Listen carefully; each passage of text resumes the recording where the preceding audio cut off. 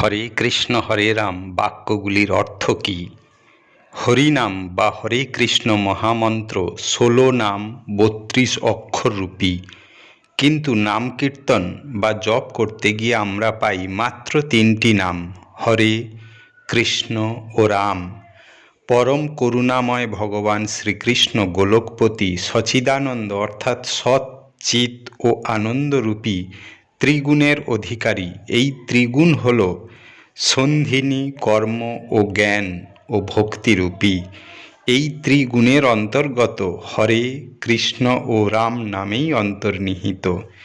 এই ১৬ নাম হল চন্দ্রাবলী, শ্রীগোবিন্দ, শ্রীরাধা, বাসুদেব, জগন্নাথ, বলভদ্র, সুভাষিনী, সিংহাসন, সুদর্শন, শ্রীরাধিকা, শেষদেব, লক্ষ্মী, সরস্বতী, সুভদ্রা, সাবিত্রী এবং রেবতী।